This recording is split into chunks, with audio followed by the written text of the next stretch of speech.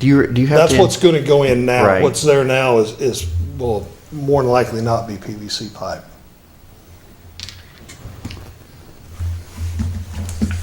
Did they say that was?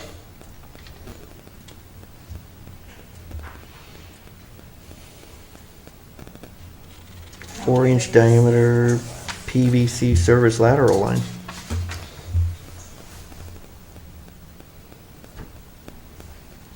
And then 8-inch diameter SCR. Yeah, it's according to the city's, pipe. according to the city's GIS records, it's PVC, so So when you put the new in, I mean, typically, new PVC pipe, you don't have to inspect that for years, right? Correct. Correct. All right, any further questions? Thank you. Then at this time, I will open the public hearing. I will now open the public hearing to hear comments regarding the submission of an application to the Kansas Department of Commerce for Community Development Block Grant funding under the Water and Sewer Infrastructure category for a sewer line replacement project. Is there anyone in the audience that wishes to make comment? There being none, I will now close the public hearing. And in the absence of any further questions, I move to approve Resolution R-26-49 as presented. Second. Motion is made by Mayor Faulkner, seconded by Commissioner Hendricks to approve Resolution R-26-49 as presented. Commissioner Golden, Yes, aye. Commissioner Kendall, Aye. Mayor Faulkner, Aye. Commissioner Hendricks. Aye. Next, Resolution R-26-50, a resolution assuring the Kansas Department of Commerce that funds will be continually provided for the operation and maintenance of improvements to the sewer system to be financed with Community Development Block Grant funds. I'll move to approve Resolution R-26-50 as presented. Second. Motion is made by Commissioner Hendricks, seconded by Mayor Faulkner to approve Resolution R-26-50 as presented. Commissioner Kendall, Aye. Mayor Faulkner, Aye. Commissioner Hendricks, Aye. Commissioner Golden. Aye. All right, moving on, old business. Second reading of ordinance G-26-03, an ordinance amending Chapter 28, Article 7 of the Code of Ordinances by adding a new section, 28-149, to prohibit urinating or defecating in public. It's sad we have to do this. Any discussions? I move to approve. Second. I'm sorry, Mayor Faulkner, did you move to approve? Okay. Motion is made by Mayor Faulkner, seconded by Commissioner Golden to approve the second reading of ordinance G-26-03 as presented. Mayor Faulkner, Aye. Commissioner Hendricks, Aye. Commissioner Golden, Aye. Commissioner Kendall. Aye. All right. We just had an incident recently where we needed it again, so it's gonna be used. Really? Yeah. Yep. I'll tell you about it later if you want to hear. No, thanks. Someone once said you can't fix stupid. All right. New business. Resolution R-26-51, a resolution to approve the purchase of a used 2019 International Harvester 4300 single-axle dump truck for the Public Service Department. Director of Public Works Jim Wright will make comments. This is a truck to replace one of the snowplow trucks that we have right now. This will be also used as a dump truck. This is the same salesman, same organization that we had bought trucks from last year through for the water department and wastewater. They were delivery trucks, single axle, extended frames. They cut the frame, put a brand new bed on, added all the hydraulics to control the bed. But this one will have a brand new snowplow on the front and a brand new stainless steel spreader in the back end of this truck. Jim, what are we replacing? I'm sorry? What are we replacing? And is there any value to the public at auction for what we are replacing? We will sell it at auction. That's all I'll commit to. So there's not a ton of value that's going to show That is correct. Now, the snowplow, we'll probably keep that. And I don't know if we use it on another truck or sell it, because we have stainless steel spreaders. But the snowplow will be valuable also. The truck is these are state trucks that we bought used from the state several years ago. When the state gets rid of them, they're pretty well used up, but they usually never leave the city limits here, so they're good for that. So we've had it for years. When and where will the auction take place? Well, that has not been decided yet. We're going to go through Purple Wave just like we did here a few months ago to get rid of some items. So we talked about that this morning. We're going to call Purple Wave towards the end of May to have them come scheduled to take pictures of everything. I believe the electric department's got a few items they're going to sell. All the departments have a few items to sell. So Is it possible any of the smaller surrounding communities might find this useful? yes, they can log on bid on these items also. Will they be invited? Is there any sort of an It's open to invitation? the public. It's just open to the public. Yeah, this is open to the public. Purple Wave is a website. They do this all over the country. All right. They have these auctions. Thank you. How much are these new typically? New, this truck would probably be closer to $200,000. I think we could get it for under $200,000 if we got it new. Equipped the way you're Equipped the saying? way this is. Because I know a tandem axle would be probably closer to $240,000, And really, this $250,000 ca- equipped like this. This company just takes and retrofits them for our Well, needs with the bed. it's- There's no guarantee on It's the the Mack engine. dealership over in Joplin.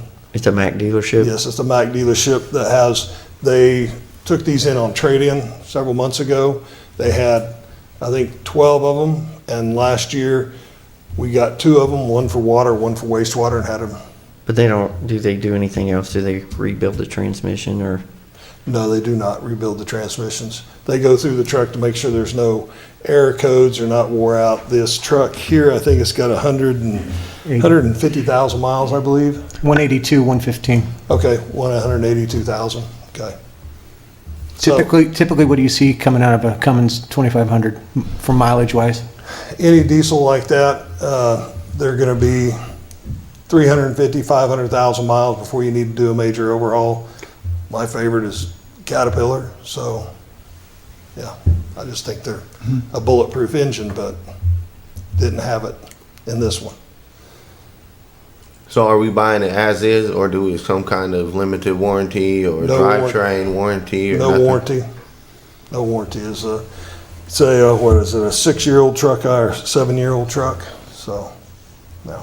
How many trucks do we have currently for the public works service department that runs? I believe there's 3 single axle trucks. There is 4 tandem axle trucks and 1-ton style trucks. I have a dump bed that would include the 1-ton 450 or a 4500 or a 550 or a 5500. I believe there is 5. 3 of those need to go away in a hurry.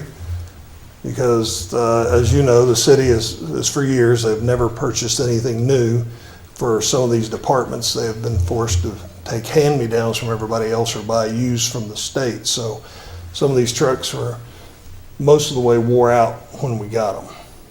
So I'll be coming back with more single axle or 1-ton style trucks with snowplows and spreaders in the future. And are all the trucks that you just named, are they all in just high mileage and worn out, or is there some that, may last another 10 years, or what's the status? Yeah, no, there's some of them, there's 2 tandem axle trucks that are pretty good. There's, I don't have the numbers memorized, I just know it's the purple one, that, it's the one that we let go out of town, and we've got a newer blue one. We bought it, I believe it's 20-some years old, but only had 18,000 miles. It belonged to the Air Force. We've got it. We had to do a lot of work to it because there was a lot of issues wrong with the truck that sits that long. But we've got it in highway worthy, so those two trucks, we're comfortable sending those out of town to get rock. Now, the two single axle trucks that we just got for water and wastewater, we're comfortable sending those out of town too. Are the hydraulics 182,000 miles on it, on that dump in the PTO? Are those original equipment, or have they been refitted? The 180,000, no, those are original miles. These belong to No, a, what I mean, the hydraulics, are they as old as the truck? there is no hydraulics on the truck currently. So that's a manual dump? No, it is not a dump truck.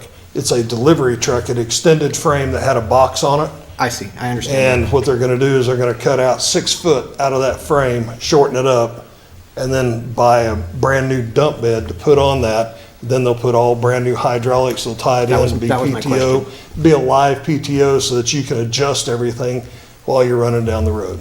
Inside the cab only, or inside and exterior? Inside the cab PTO, or both? Yes, Okay. yes, yes. Thank you. The controls will be inside. I don't have any more Okay. questions.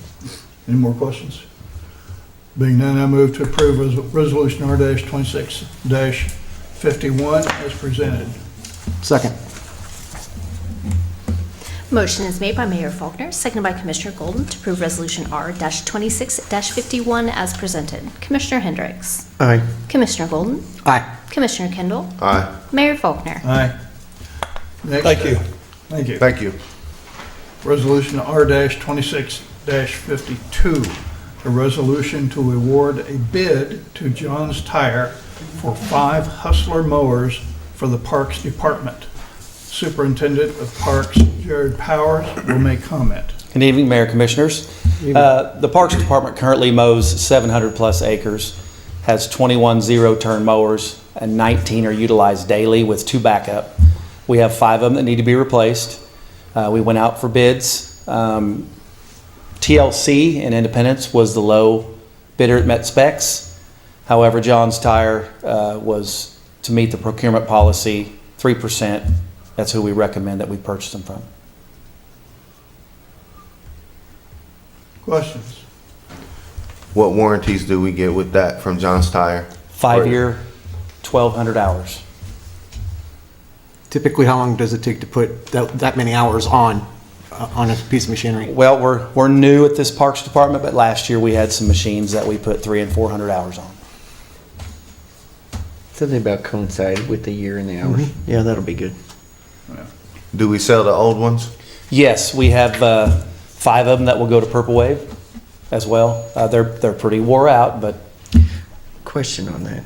Yeah. Would we offer those locally before we go to Purple Wave? Just kind of offer to sell them at a decent price here before going to Purple Wave, and maybe the ones that don't sell go on to Purple Wave? We can.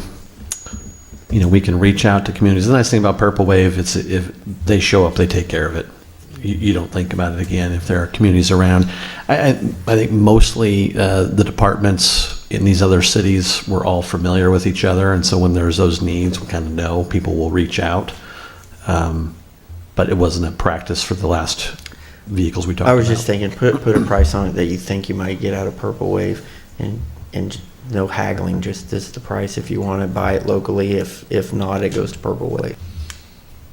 Might be an option. Could be an option, yeah. Jared, are these the same makes and models, the 5 that we're getting rid of, as any that are in the fleet that are being used currently? we do not have any Hustlers. No, the 5 that are being auctioned off. Okay, there's Are they the same make as any of the ones that we're currently using? 1 Dixon, 1 X-Mark, and 3 Grasshoppers. And do we have any of those makes and models currently in use that we're not getting rid of? No. Perfect. So no parts would match up to salvage, no No, they're- decks, they're- blades? we have other Grasshoppers and X-Marks, but they're different Got it. models. Thank you. And I did like the handwritten note in there, 15% discount on parts and service. We actually, in the bid, we spec'd out getting 2 sets of mower blades for each machine and 2 service kits for each machine, so that's part of the bid. All right. For maintenance, good question. Maintenance, yeah. Do we sharpen our own blades, or would Johns do that? We do it. We do, okay. Yeah. We have 21 machines to sharpen, Yeah. so Yeah. they get sharpened quite They a get bit. sharpened a lot, huh? Yeah. I don't have anything else. Any further questions? No. Nope. Being none, I move to approve Resolution R-26-52 as presented. Second. Motion is made by Mayor Faulkner, seconded by Commissioner Golden to approve Resolution R-26-52 as presented. Commissioner Golden, Aye. Commissioner Kendall, Aye. Mayor Faulkner, Aye. Commissioner Hendricks. Aye. Thank you. Thank you. Thanks. Next is Resolution R-26-53, a resolution to authorize electrical safety improvements at the Coffeyville Fairgrounds. City Manager Ben Brubaker will make comments. Thank you, Mr. Mayor. I'm going to invite Kurt to come up as well. I'll give you some background to this, and then he can describe the project for us. This is part of a broader effort to improve the safety, reliability, and long-term viability of the fairgrounds. Staff has identified needs to do some both upgrade and relocation of electric lines over the fairgrounds. If you've been out to the fairgrounds, there's the livestock barns. The livestock barns themselves are in very poor condition. Depending on which barn and how fast the wind is, you can see them just slightly move. So we're concerned about the safety out there and want to start this process. So electric is first. The electric goes over those buildings, some of those lines, and so not to code, not really a condition where we should be inviting members of the public, their children and animals underneath those with brings concerns for us. So this is out of Fund 180. This is our Economic Development Fund. Most of the money in there has been earmarked to go to support the upgrade, as we talked about, vitality of the fairgrounds. So with that, I'll let Kurt explain the project. And let me just come back. This is really moving funds from Fund 180 in to cover, I don't remember if I have the fund that it will go to in there, but into paying the electric fund for this work. Primarily, this will be done by our internal staff, so we'll be moving money out of economic development into electric. Victor. So we're looking at taking three-phase on up and around south, right currently through the arena. You can kind of see a little dotted yellow line on the map. It stops there as a radial feed. So if something goes on in there, it's done till we get it fixed. So we're looking at making it a loop feed with the three-phase to box that in so we can feed from a different direction if something was to happen. We're going to come through and install a switchgear about halfway through on the new piece we're putting in that will go around and feed the barns now, and then also come back and feed the barn, I think it was F and G, that's farther south. The impact to this that we discussed, we could go overhead lines. You'd be adding poles to an area where there's already a lot of trees, a lot of maintenance that could come from that. And so after visiting with the fair board, Kurt and his team, we made the decision to propose to go underground. So there are a few things within this quote which are actually being bid out. We have someone that has a boring machine that would come in and help. As you see it coming through that tree section there is a risk of some of those trees get damaged as you bore through the ground. And so we're aware and prepared for that as well. What's the start to finish time frame? Hoping if we were able to get in there and get started and stay on it for 2 weeks, we'd be in and out. That's if we go the helper boring, depending on when they can get to it and get done with it too. That's with the underground push and putting everything back together again? Yep. That's the hope. There's, as we get closer into the summertime, there are more events out there that we have to get around. So obviously, the sooner we can get to these before those events really kick off. There is one this weekend that's big. They won't be using those livestock barns very much, but more and more events will be happening out there as the season kicks off.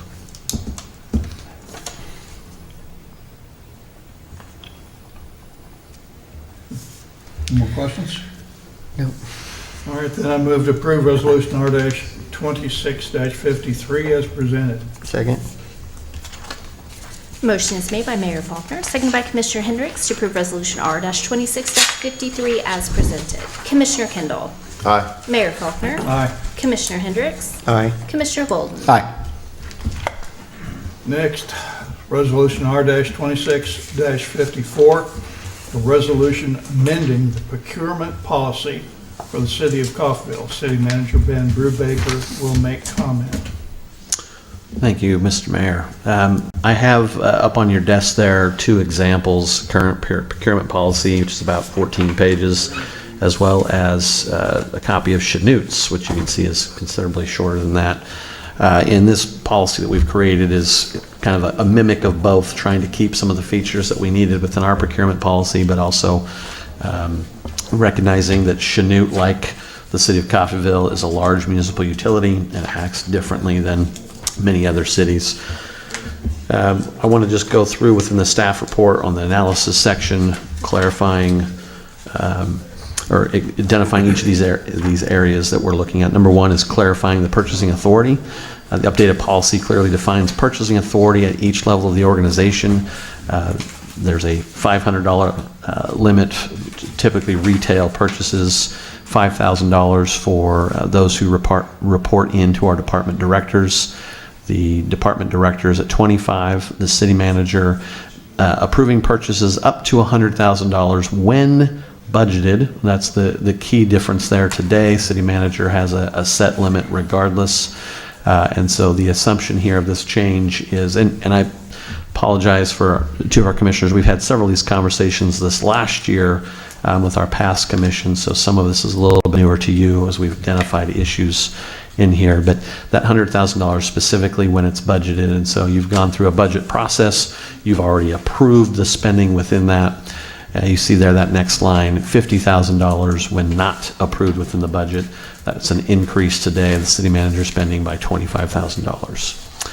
Of course, City Commission still retains authority over major expenditures above those amounts and policy decisions, and approves the policy each year in conjunction with the budget. That was another thing that last year's commission asked for, is rather than creating a policy that just kind of sits on the shelf for the next 10 or 15 years, since we're tying this into the approval of the budget, the clarifying budget says each year this should be reviewed during that budget time frame and approve that amount based on those things. So there's some city commission authority there looking at this annually versus just carte blanche. This structure does align decision-making authority with operational responsibility while maintaining appropriate checks and balances. Number 2 identifies oversight for unbudgeted and emergency purchases. The policy has clear expectations for purchases outside the approved budget. The city manager, when it comes to emergencies, and we had, I think it was 3 or perhaps 4 of these situations arise in the last 18 months, where the emergency was such that it was over what I could approve. So we had a sewer line that was actively spilling sewage into the street. Our teams were out there regularly pumping to clear it out. We needed immediate replacement of that, and it was going to be around $80,000. This was a fairly short block or 2 section, and so this is trying to identify how do we get those things done in emergency, and adding this idea of consensus for significance. So the city manager would still reach out and call, notify commissioners what is going on, and then have formal ratification at the next meeting, verifying what happened and why. Within that policy, you'll see there are things that are emergencies related to health and safety of the public, as well as city infrastructure that may be damaged with prolonged waiting for those approvals. This ensures transparency while still allowing the city to respond quickly to urgent needs, again, public safety, infrastructure, or service disruptions.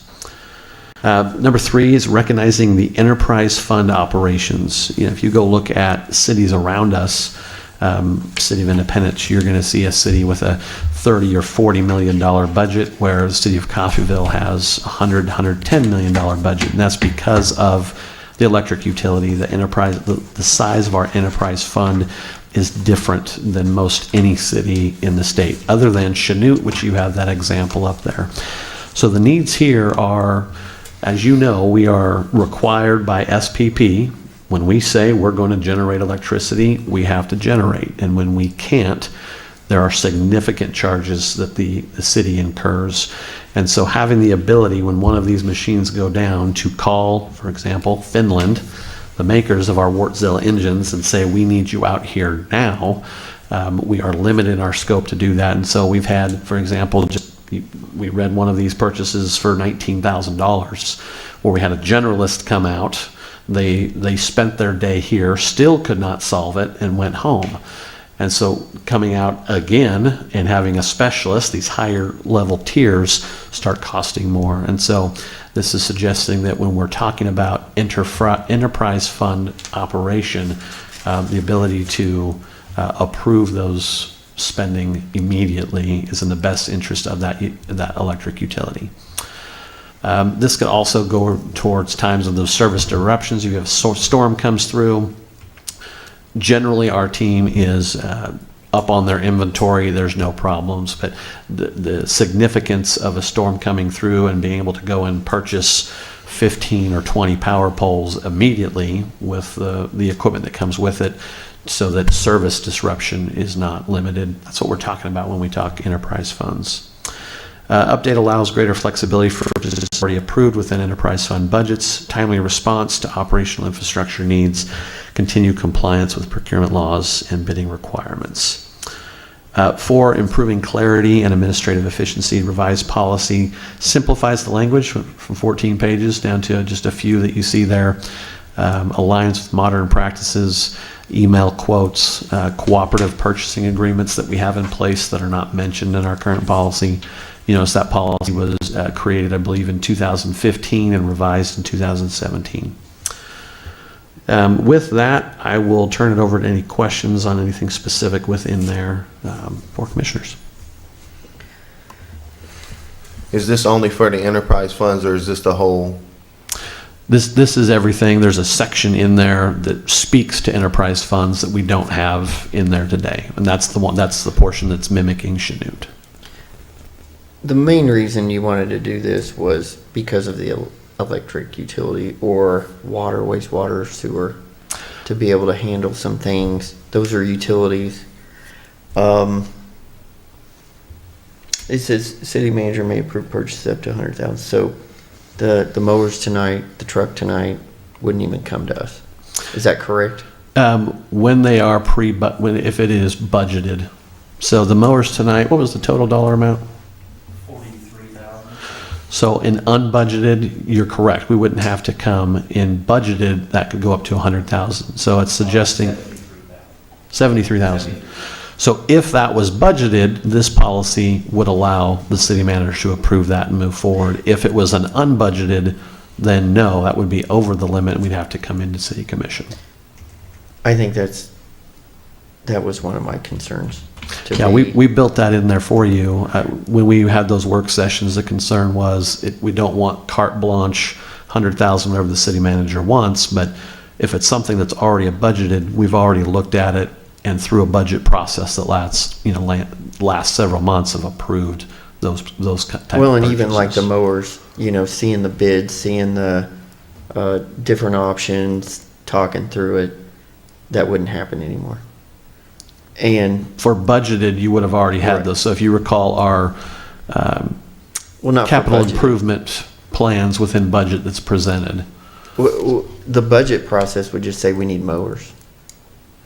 Oh, yeah, as That's far as it. specifically what is Yeah. your quote, who is your bid, you're correct, yes. And details, things like that. Yeah. For me, looking at this, I wanted to look through the current policy and then look at the new very short one and kind of compare, see what we're giving up, see what the difference is.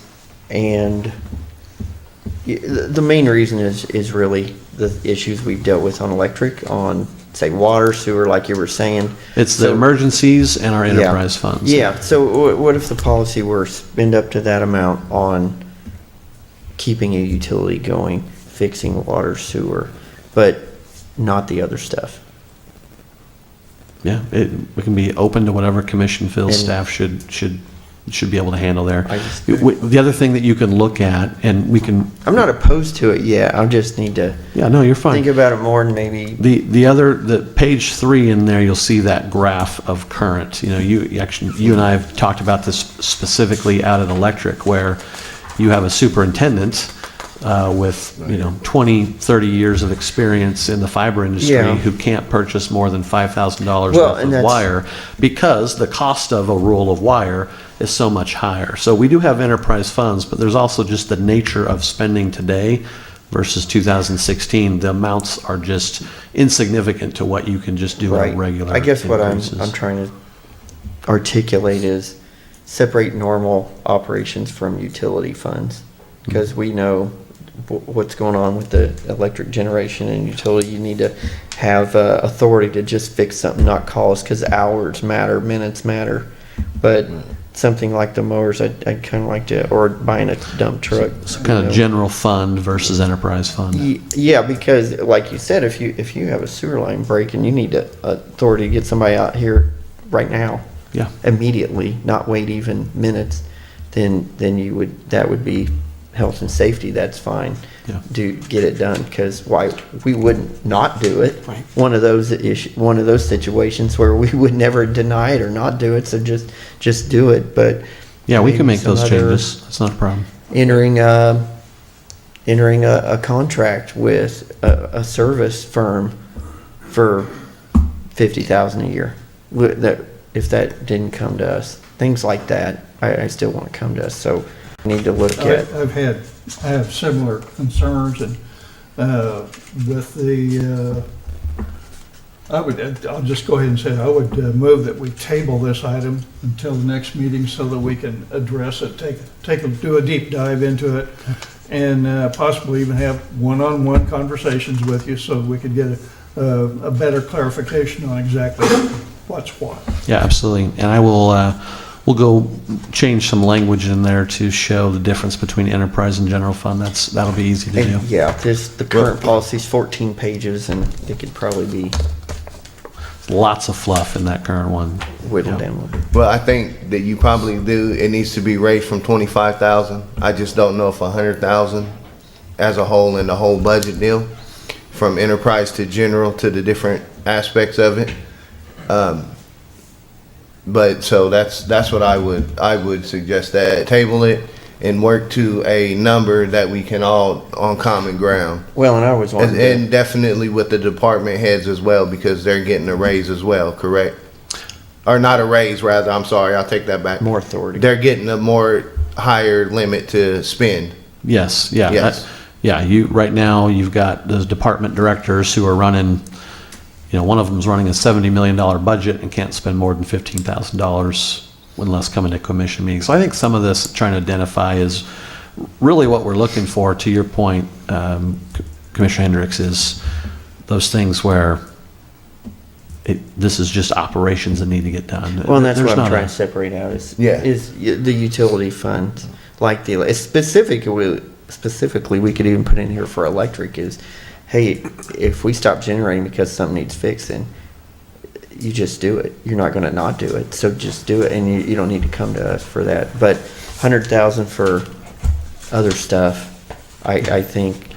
Well, and you recall, we had, We I wanted think, 2 or oversight. 3 I mean- special meetings for Yeah. 22,000, or 24,000 when it came to our overhaul of the electric engines, and that was part of this. Correct. where And that would You're all this would coming correct in at that. noon on a Wednesday, trying to get this done as fast as we could. This would kind of fix that situation, but a lot of other stuff, I don't know, I feel like we should have oversight of it, because that's why we're here.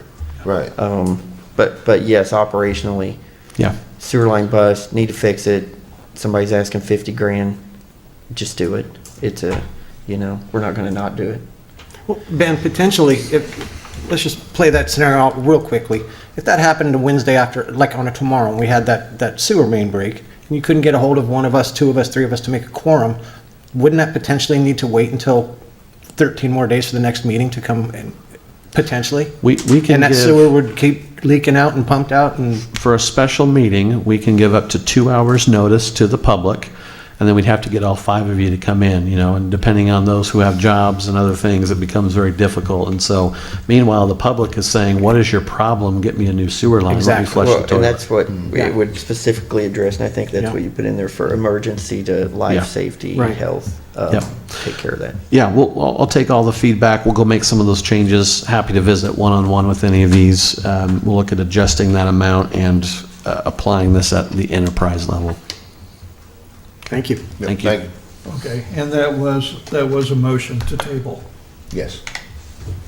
Second. Second. I'm sorry, who was the second? Okay. Motion is made by Mayor Faulkner, seconded by Commissioner Hendricks to table Resolution R-26-54. Mayor Faulkner. Aye. Commissioner Hendricks. Aye. Commissioner Golden. Aye. Commissioner Kendall. Aye. Next, ordinance G-26-04, an ordinance amending Chapter 40, Article 2, Division 3, Section 40-82B of the Code of Ordinance of the City of Coffeyville, Kansas, relating to the hours of operation of all-terrain or utility-type vehicles within the city limits. City Manager Ben Brubaker will make comments.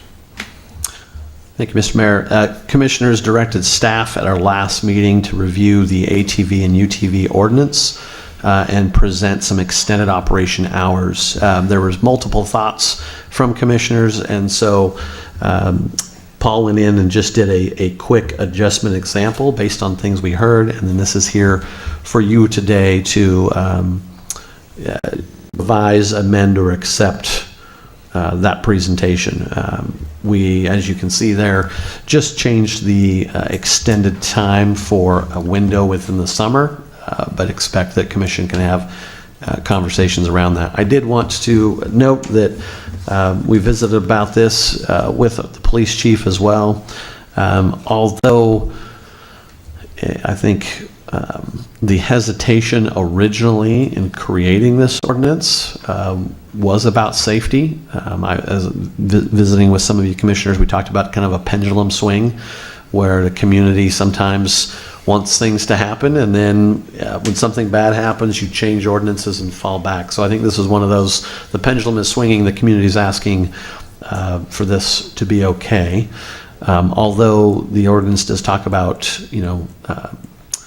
street worthy, if you will, there is always still safety concerns. This doesn't change whether you're riding a bike or a motorcycle or walking down the street. There can be safety concerns as well. We understand that, but getting in some type of head-on collision with one of these in a normal roadworthy vehicle would always bring hesitation. And so we are not bringing that hesitation here. I think we talked about that in an abundance when we created this ordinance with Commission. And so turn this over to Commission for what you'd like to see here, whatever discussion needs to arise. I'd like to make a motion to move it from June 1st back to May 1st, from May 1st to August 31st would be the extended hour days. And I get sunlight-wise why I would be opposed to that, only because of one reason, because of school hours. So May 26th, which is real close to June 1st, is typically when school gets out, and that's where I'm at. Just from 9 to 10 p.m. That's when a lot of kids go to sleep. And if we got loud UTVs running around town, not that it's happening now, but it could. And I guess that's where I'm at. I'd be all right with May 26th, after school, at the end of school day, last day of school maybe. I don't know how you word that. I don't either. After school is out, after the local school is out. If you're worried about school, what about when school starts? Well, I was about to say that. That moves it back the other direction, too. I was about to say that on the Yeah. other end, August 31st. That's usually school starts about August 15th or so, and that'd be 2 weeks of kids just getting back into the swing of things at school and Before I needing get to go shot, to sleep early. sorry for interrupting. Before I get shot down, I'd just like to say this feels a lot like overregulation to me. I personally don't own one. Someday I'd like to have one. I think it'd be fun. And I'd like to take it out in the snow if they're allowed to. I'd like to take it out in the heat. I'd like to take it out to early morning fishing spots. And I'd like to take it out in the evening and see the stars. This is me. I like the feel of open air in my hair. I've been on motorcycles my whole life. By coming to Kansas, it was amazing being able to take my helmet off and ride. I was in a state that overregulated everything, and I couldn't have air in my hair. Well, I've also found that made me ride a bit safer, because now I don't have my big head with a big old brain bucket on it, so I wouldn't take a lot of the stupid chances that I would take normally thinking that I was safe. So by overregulating, and I think what I'm getting at is, I don't think there needs to be any time frame and any date.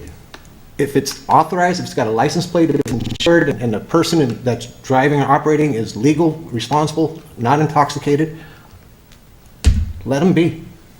We don't regulate the Harley Davidson. I understand the noise thing. I get it. There's a loud truck every evening that starts up at midnight, and it's a shift worker. I'm not going to call somebody personally because the guy's going to work at midnight. That's how that person makes his living. People can call when my Harley would start up at 5 in the morning and I go to work. It's just a personal liberty to have the vehicle you decide. If I drive a Ram and somebody else drives a Ford, bless your heart. I think we're looking at over-regulating. We do have a vehicle noise ordinance, but some are quiet, most are loud. And to me, even having a super loud Harley go by is encroaching on somebody's peace in their house.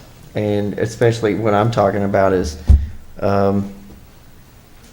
kids trying to go to bed at night to be ready for school the next morning. At what point do we say to my neighbor at midnight, hey, you need to go get a new exhaust system on your truck because my grandson's spending summer nights with us, or he's here for a school thing or something? Well, I'd have to ask Chief Bromley. I think there is a noise ordinance. If your truck's too loud, they could give you a ticket.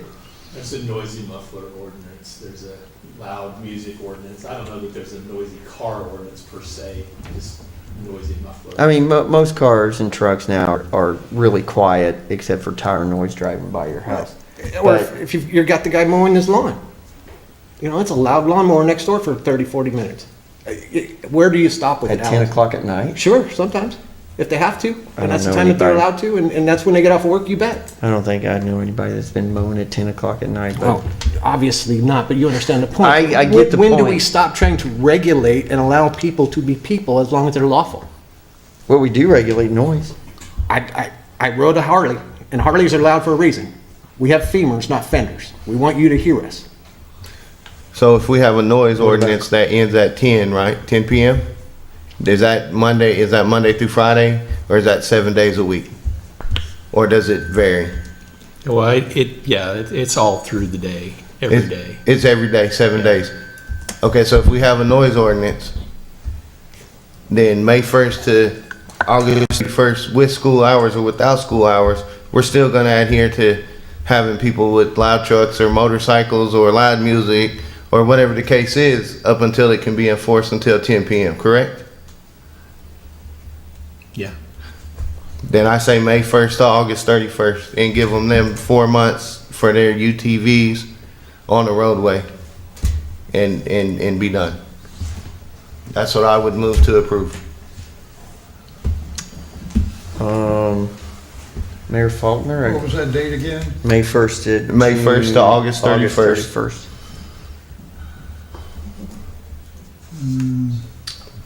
I move to approve No. that. I guess we could be okay. I'd be okay with it till there's a problem. Then Well, we can- reevaluate. It's not carved in granite coming down from Mount Sinai. We can change it. This is a move in the right direction, is to deregulate some of this and allow some of the people to retain their civil liberties.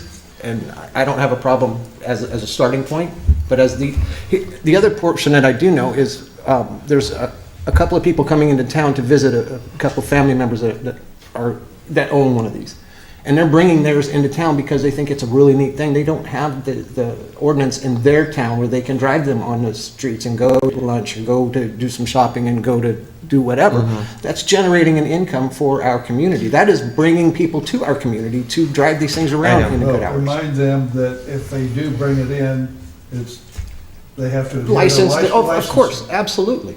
All right. I just I'm saying this from a personal experience that happened a couple of years ago.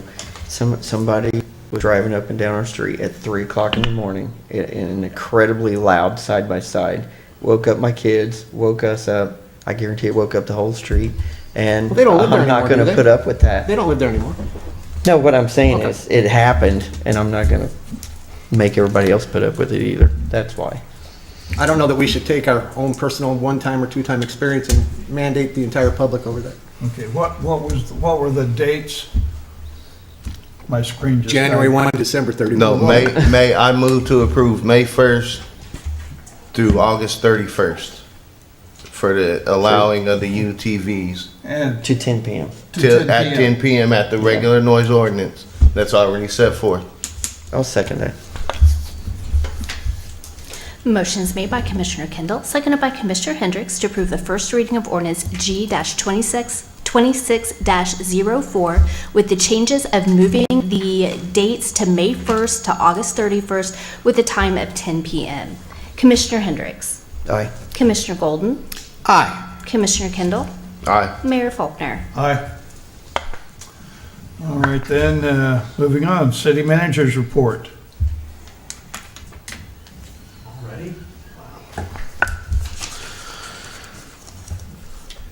Railroads. Let's talk about railroads again. We continue to push and look for options. Most recently, we've been working with Watco, and I think working fairly well with them.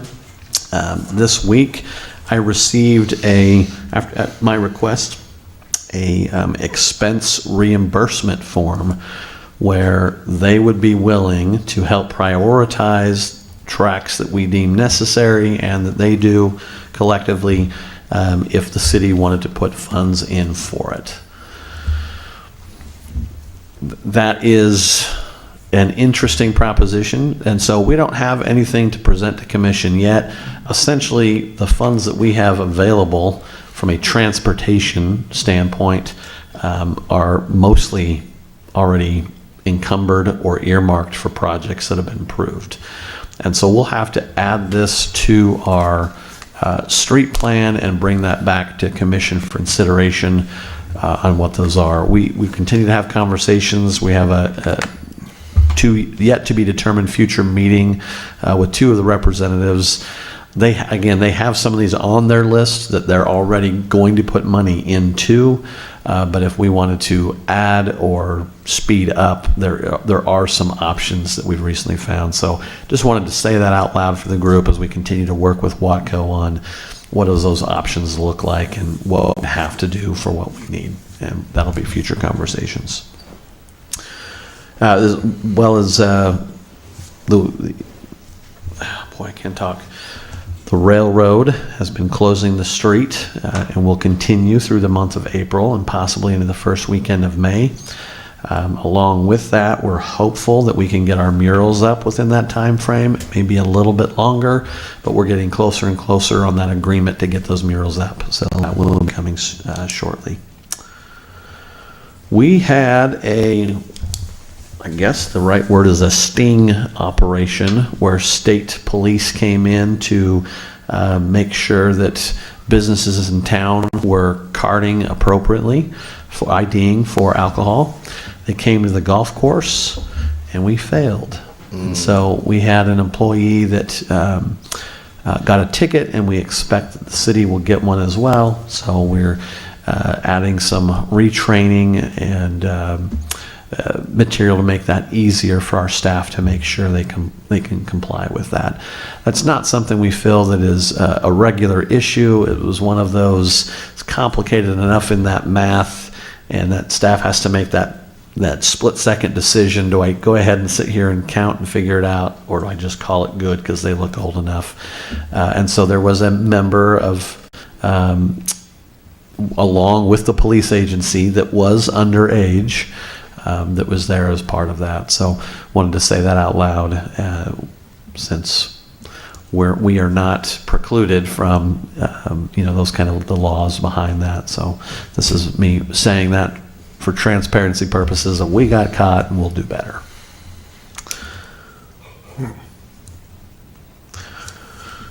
Dog bites, vicious dogs, aggressive dogs.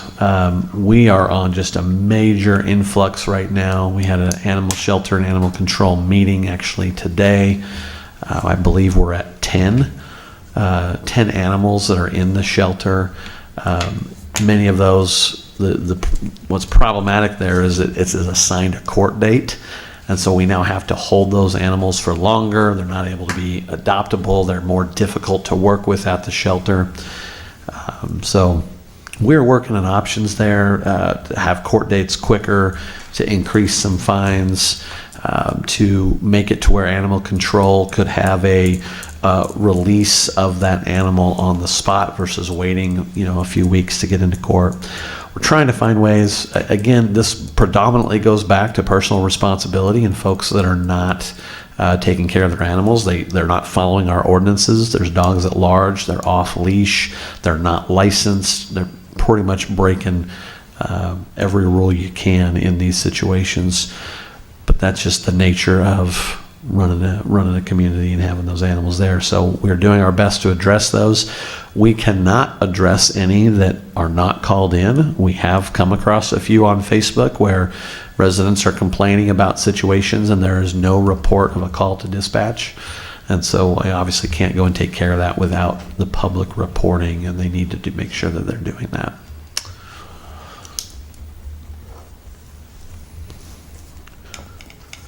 The county clerk has been discussing with the city about some precinct cleanup that she is doing throughout the county, and so that will be coming to us shortly. I do believe we'll probably have to make some changes to our ordinances. It shouldn't impact anybody locally as far as where they're going to go. It's really more of a cleanup of boundaries and names. But we do expect that to be coming here shortly. Anything you want to address on that, Paul? No. Okay.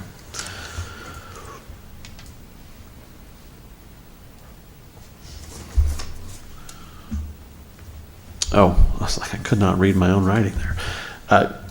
Commissioner Golden, Commissioner Kendall, just a reminder, this Friday, you're both going to be attending new commission training up in Salina, I believe.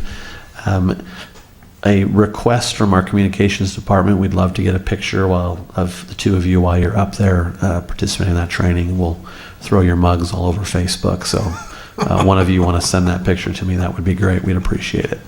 That is specifically for new commissioners put on by the League of Kansas Municipalities. It's a one-day event up in Salina.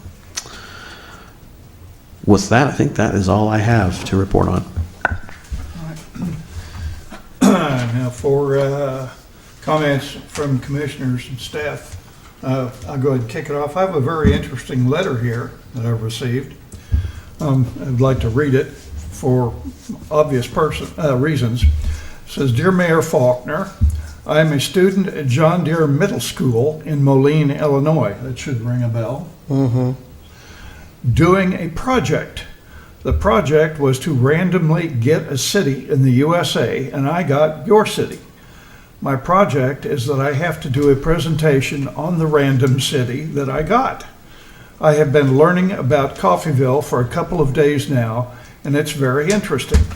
I have a lot of information for my presentation, but I was wondering if I could maybe get something to show my class and say that I got from Coffeyville. I've really loved learning about Coffeyville. It's very interesting. I enjoyed learning about the Dalton Gang and learning about the downtown area, and lots of other stuff there. I also love how the environment is there. It's way nicer than ours here, to be honest. Anyways, I hope you have a good year, and I wish Coffeyville the very best. Signed, Sincerely, Zeta and Felts, John Deere Middle School. And so I intend to approach the city and the Chamber of Commerce and the Dalton Museum and anybody else who wants to contribute and put together a care package. Yes. We could figure out how to get something that said John Deere Coffeyville Works and send it to. Oh, you bet. I'd probably be You bet. surprised. Yeah, I yeah. think we probably know somebody up there. You probably know somebody. So yeah. I will take the lead on this and be contacting the appropriate people this week. Excellent. Good to hear. What area is that individual from? This dude? Moline, Illinois. Moline, Illinois. That is the headquarters of John Yeah. Deere. Oh, even And better. I've been there. My brother lived in Moline for a while. That It is makes where me the- wonder how random that assignment was. John Deere School. All the John Deere John cities. Deere School, John every John Deere That student just I wonder. got, that student just got lucky. That's right. I've got a couple of comments. This is the time that a lot of the times commissioners bring their gripes maybe or some of the complaints that they get from the public. That is not my stance this evening. I've got some joys to share. I'd like to start off with the Neighborhood Preservation Department. I'd like to commend the staff of the Neighborhood Preservation Department. What I personally witnessed by listening in on some of the radio calls in for vehicles that were blocking areas that were parked well over the 12-inch ordinance from the curb. I heard several of those calls made about untagged vehicles parked on the grass and whatnot, things that are just not appropriate in our city. And I'd like to thank the staff and the staff members for taking the challenge and doing amazing things for our city. It's really nice to see that in motion. As we up here, we vote yay and nay on so many things, and we don't often see the immediate action happening. And it was really nice to see and to see it working. Thank So you. that was Yeah. really wonderful to see. We'll make sure to pass that on. Told you. I'd also like to say that I had the amazing opportunity this last month to work with the public to send 100 care packages out to the USS Tulsa. She's in the Gulf, and she's been out there since day one. And we, through the community and through the efforts of countless citizens, we were able to raise considerable amount of money. And we had a ton of donations come in from all over, I can't name every business and citizen. I wouldn't try, and I'd end up leaving some out, if not all. But I'd like to say that the monies raised was, just for shipping the 100 boxes, was $2,295. And we were able to raise that amongst small donations here and larger donations there. We were able to put pairs of socks in these boxes. And I'll tell you, I got one of these boxes many years ago.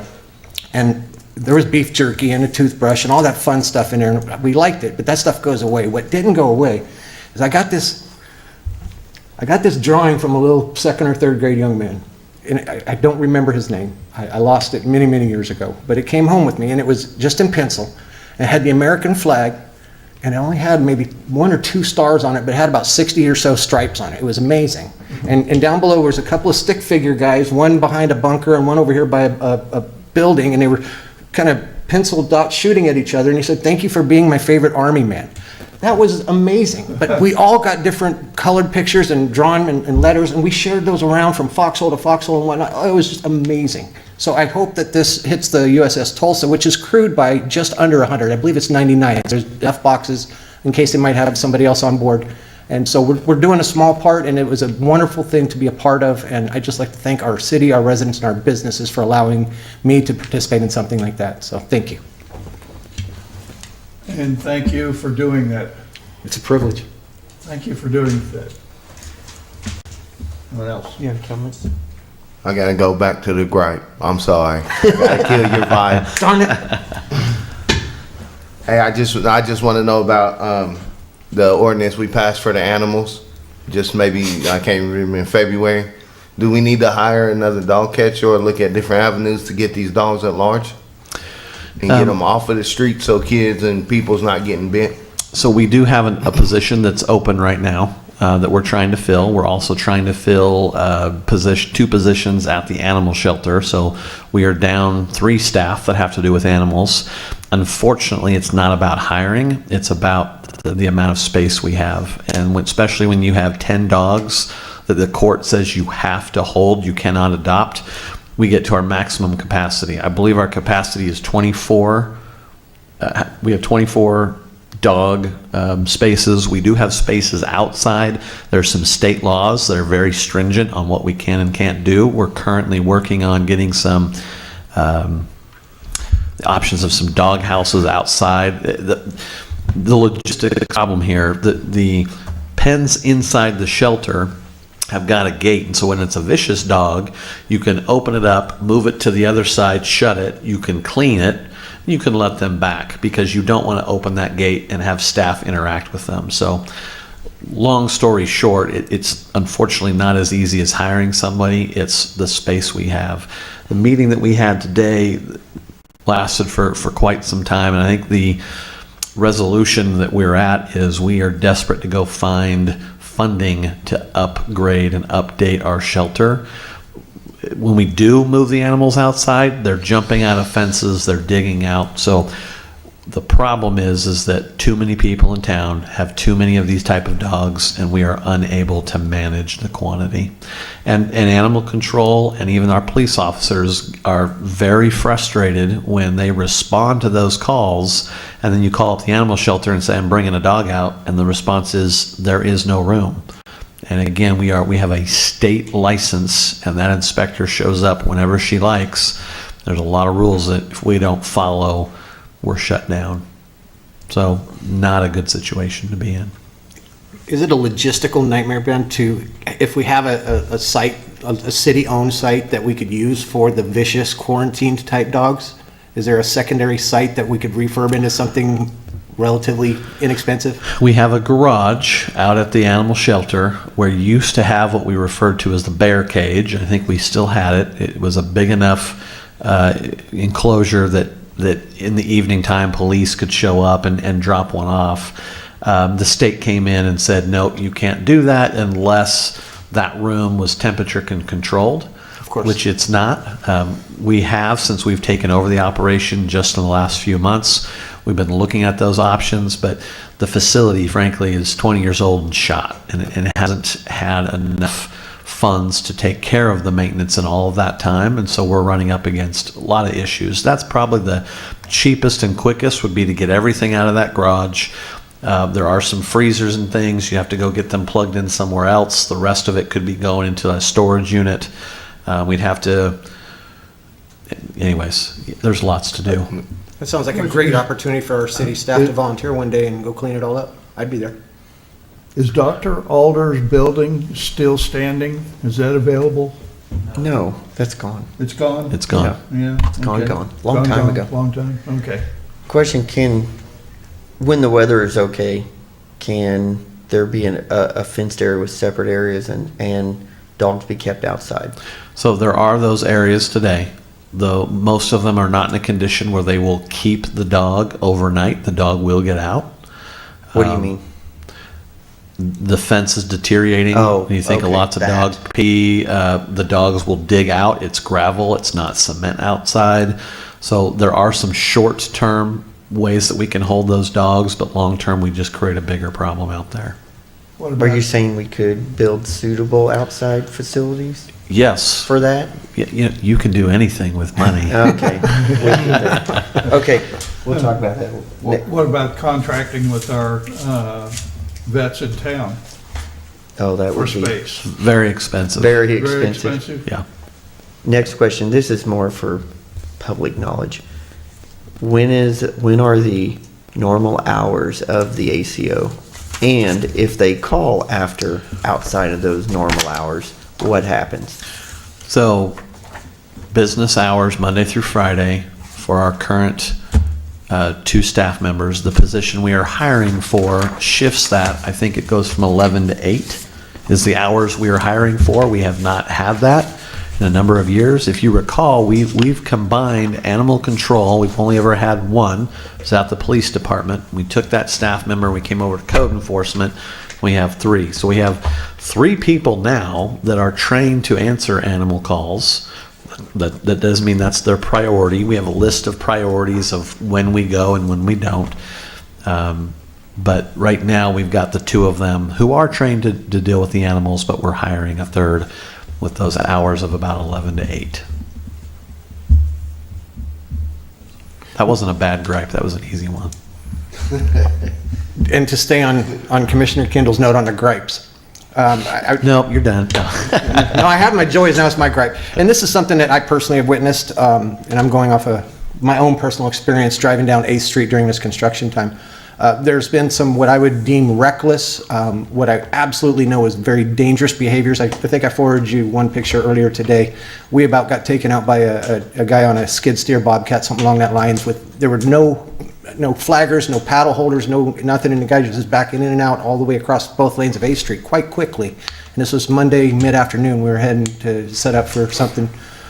So I don't know where the fix is on that, but there's just, he was the only one on site, and I understand he's got a job to do, but it was being done recklessly, and I had my foot on the brake, and unfortunately my right foot on the accelerator, my left foot waiting on the brake, and I just about needed both.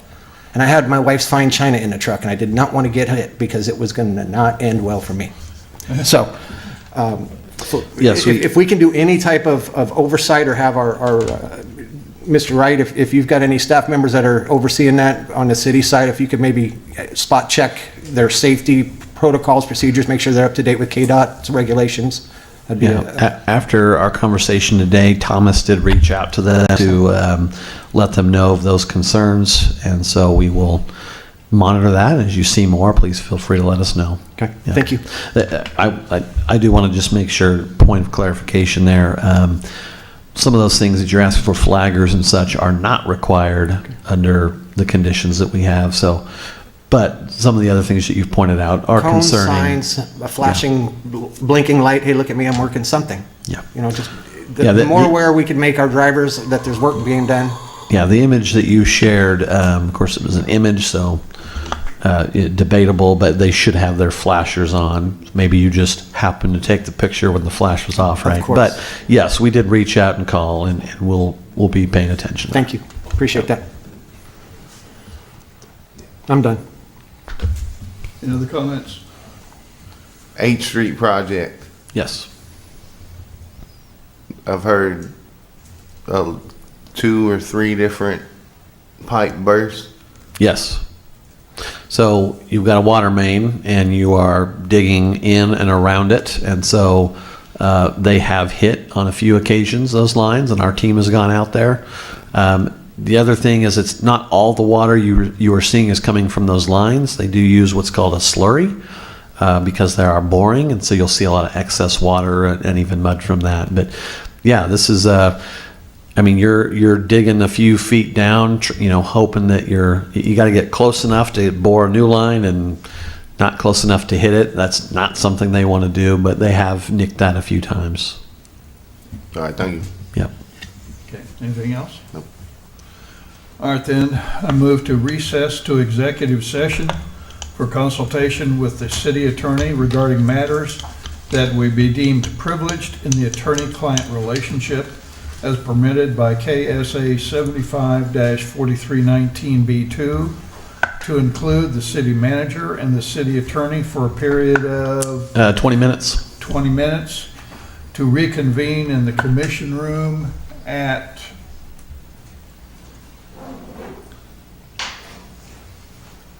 8:15, no later than 8:15. That would include about a 3-minute buffer.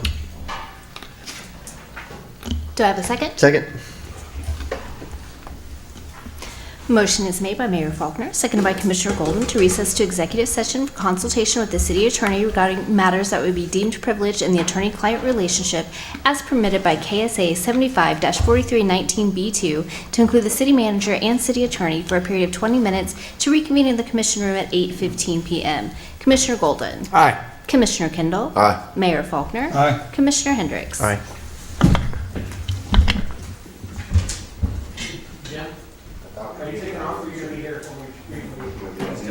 I was going to take off, but if you need me to stick around. It's not me, just a quick thing before I run out. I'll get ahold of you tomorrow. Other thing that just came to me from somebody, they said they spoke with you in December. The medical lodges, what she sent me. 105 Catalpa Street. And this is what they're stating has been verified by you or your staff. I don't know who this one was having a conversation here, that is city property and it is their entrance and or exit to their facility and their cars are getting chewed up with that. They're told that it will be addressed. That's all I've been told, and I don't know. Yeah, Sam. It has been, it's just been wallowed out again. That is cold patch that's in there. We can go take a look at it I would again. really appreciate that. You obviously know the area. Well, yeah, it's unfortunate that people reach out to commissioners, they reach out to us when it goes bad. So the thing is they think they get better service. So it'll get put on the list like anybody else's. I just wanted to make sure that their end was matching up with what you thought. Oh, yeah, they called me. We went out, the guys went out and put a cold patch in there, so. So you're gonna have you guys at some Wallowed point, out again. can I give them a 30-day, 60-day, 90-day, 180-day? Yeah, What would it- surely, hopefully by the end of the month, but Excellent. they got Okay, that's all I need. projects I've committed them to for other things, and so, yeah. Thank you. Because two of them gotta start putting together bleachers for the tennis courts. Got it. I'll get back. Sorry. All right. And there's one in an hour in the morning that I was putting in business. That was such a good idea to put all that stuff. They passed them without me even knowing what was going on, and I'm thinking, nobody asking me questions? I wasted all that time going over with you? Hey, now you have the knowledge. That's not a waste of time, Jim. No, it's gone. As soon as I saw Bassett, I forgot it all. Just to providing good information for all the bids and all of that in the packet, so you got it.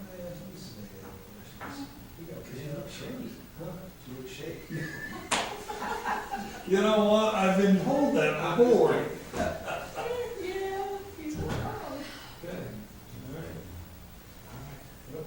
I'm gonna. I'm gonna go pee for pink pants. See you, Pete. Yes, have a good evening. Is this pretty much over? Yeah. Okay. There's not any decision coming out of executive. Okay. It's not a decide something session. I hate those kind of meetings. Yes, yeah, this is an informational only, I would assume, I don't know. Yeah, Yeah. all right.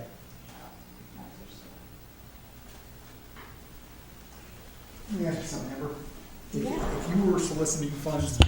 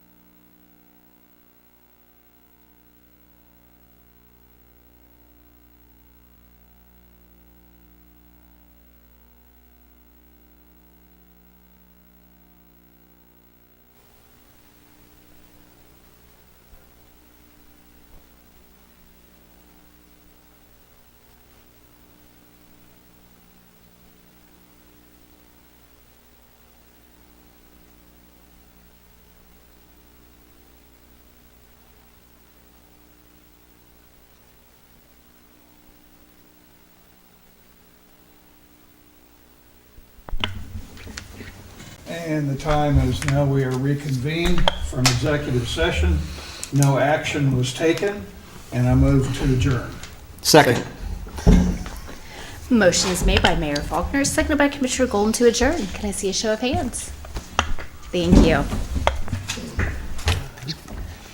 Amber, thank you. Please make sure the staff know. I texted out me, Yes. and I said you need to watch YouTube videos. Yes. Let them know that I see them and I hear, because we monitor the radio.